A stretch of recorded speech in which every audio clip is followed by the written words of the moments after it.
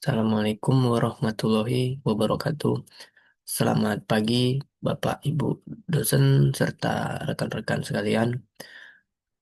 Pagi ini saya akan memaparkan tugas saya mengenai pemanfaatan teknologi ramah lingkungan dalam mengurangi krisis iklim terkait SDG nomor 13 Climate Action. Dalam hal ini saya akan memaparkan mengenai pemanfaatan energi terbarukan.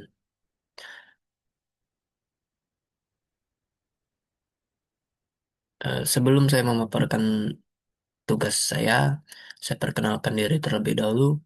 Nama saya Ahmad Rudianto dari BINUS Online jurusan Teknik Industri. Saat ini saya bekerja di salah satu perusahaan swasta di daerah Palembang. Latar belakang, latar belakang dari tugas saya yaitu fenomena atau permasalahan yang terkait dengan climate action. Perubahan iklim dideskripsikan sebagai perubahan jangka panjang, suhu rata-rata, dan pola cuaca dalam jangka waktu yang panjang. Peristiwa alam seperti posisi bumi terhadap matahari dan letusan gunung berapi dapat mengakibatkan perubahan iklim. Namun, semenjak era industrialisasi, salah satu alasan utama akan perubahan iklim adalah aktivitas individu manusia. Hal ini menjadi salah satu tantangan terbesar abad ke-21, dengan dampak yang semakin nyata seperti peningkatan suhu global, cuaca ekstrim, dan kenaikan permukaan laut. Kemudian rumusan masalah dari tugas saya ada dua. Yang pertama, apa yang sudah dilakukan sektor industri untuk menanggulangi perubahan iklim. Yang kedua, apa yang masyarakat umum bisa lakukan untuk menanggulangi perubahan iklim. Hasil temuan di lapangan. Jadi setelah saya melakukan eh, survei atau eh, berbincang-bincang dengan narasumber, terdapat temuan-temuan di lapangan. Pada waktu itu, narasumber saya bekerja di salah satu perusahaan migas swasta, yaitu PT Tiara Bumi Petroleum. Beliau menjabat sebagai supervisor produksi.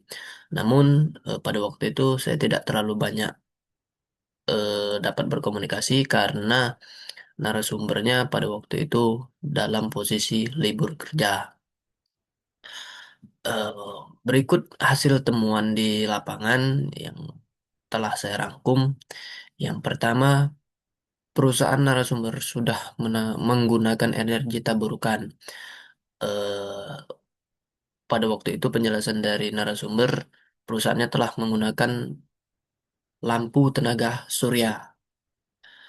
Yang kedua, energi surya sangat efisiensi di lokasi terpencil karena dapat dipasang di tempat yang tidak terjangkau oleh jaringan listrik konvensional, memberikan akses energi yang lebih baik. Jadi, kalau berdasarkan penjelasan narasumber kemarin, lampu tenaga surya ini sangat sangat sangat berguna di industri migas karena pada waktu mereka melakukan kegiatan eksplorasi yang biasanya terletak di daerah-daerah terpencil, ini sangat sangat berguna karena mereka sangat jauh dari jangkauan listrik. Kemudian yang ketiga, pemanfaatan energi terbarukan memiliki tantangan utama termasuk kebutuhan untuk mengubah infrastruktur yang ada, biaya awal investasi, dan kurangnya pemahaman tentang teknologi baru di kalangan pekerja. Jadi yang membuat apa namanya itu eh, perusahaan agak susah mungkin ya untuk mengubah dari energi non tabarukan menjadi tabarukan, mereka harus mengeluarkan biaya untuk investasi ulang. Kemudian yang keempat, prospek masa depan pemanfaatan energi surya di industri migas sangat tinggi, yaitu dengan potensi sinar matahari yang tinggi, pemanfaatan energi surya di Indonesia memiliki prospek yang cerah. terutama dalam mendukung transisi menuju energi terbarukan dan mengurangi ketergantungan pada bahan bakar fosil. Dari temuan-temuan di lapangan, solusi yang dapat saya tawarkan antara lain satu, investasi dalam teknologi energi terbarukan. Industri migas dapat menginvestasikan dalam teknologi energi terbarukan seperti tenaga surya, angin, atau panas bumi untuk mengurangi ketergantungan pada bahan bakar fosil. Yang kedua, penggunaan energi terbarukan untuk operasional. Jadi industri migas dapat menggunakan energi terbarukan untuk operasional seperti pembangkit listrik, pengelolaan air, dan lain-lain. Tiga, diversifikasi portofolio energi. Jadi industri migas dapat melakukan diversifikasi portofolio energi dengan memasukkan energi terbarukan sebagai bagian dari bisnis mereka. Empat, kerjasama dengan perusahaan energi terbarukan. Jadi industri migas dapat bekerja sama dengan perusahaan energi terbarukan untuk memperoleh teknologi dan keahlian yang dibutuhkan. Yang kelima, pengembangan infrastruktur. Jadi industri migas dapat mengembangkan infrastruktur yang mendukung penggunaan energi terbarukan, seperti jaringan listrik yang dapat menerima energi terbarukan.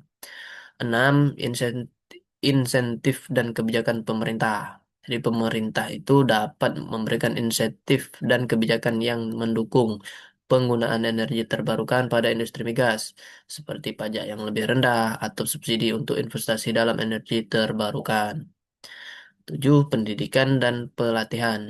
Jadi industri migas dapat melakukan pendidikan dan pelatihan untuk meningkatkan kesadaran dan kemampuan tenaga kerja dalam menggunakan energi terbarukan. Kemudian ini merupakan refleksi pribadi saya, self awareness. Setelah melakukan proyek ini, saya menyimpulkan bahwa kesadaran diri yang tinggi dapat membantu individu atau organisasi memahami pentingnya pemanfaatan energi terbarukan dan mengembangkan perilaku berkelanjutan untuk mengurangi dampak lingkungan. Pemanfaatan energi terbarukan menjadi semakin penting dalam konteks perubahan iklim dan berkelanjutan lingkungan. Beberapa aspek pemahaman dan partisipasi dalam pemanfaatan energi terbarukan, yaitu penghematan energi dengan menggunakan energi secara efisien dan mengurangi konsumsi energi yang dapat membantu mengurangi dampak lingkungan. Memilih sumber energi terbarukan dapat mengurangi ketergantungan bahan bakar fosil, menyadari dampak lingkungan dari penggunaan energi tidak terbarukan, meningkatkan pengetahuan tentang teknologi dan pemanfaatan energi terbarukan. Masih mengenai refleksi pribadi saya, adapt adaptability. Kemampuan beradaptasi sangat penting dalam pemanfaatan energi terbarukan. Aspek yang perlu dipertimbangkan antara lain yaitu menerima teknologi yang lebih efisien dan ramah lingkungan, kemudian menyesuaikan kebiasaan sehari-hari untuk mengurangi konsumsi energi, dan mengatasi hambatan seperti biaya awal yang tinggi atau keterbatasan biaya. Yang terakhir, meningkatkan pengetahuan dan keterampilan terkait pemanfaatan energi terbarukan.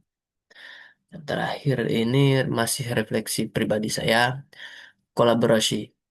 Dalam proyek ini, pemerintah dan perusahaan swasta dapat bekerja sama untuk mengembangkan energi terbarukan, melibatkan komunitas lokal dalam perencanaan dan implementasi proyek energi terbarukan dapat meningkatkan kesadaran dan partisipasi. Berbagai pengetahuan dan pengalaman dengan komunitas yang fokus pada energi terbarukan dapat mempercepat adopsi. Kolaborasi antara akademis dan industri dapat meningkatkan teknologi energi terbarukan. Demikian pemaparan dari tugas saya.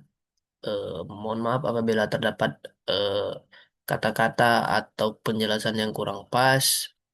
Saya akhiri. Wassalamualaikum warahmatullahi wabarakatuh.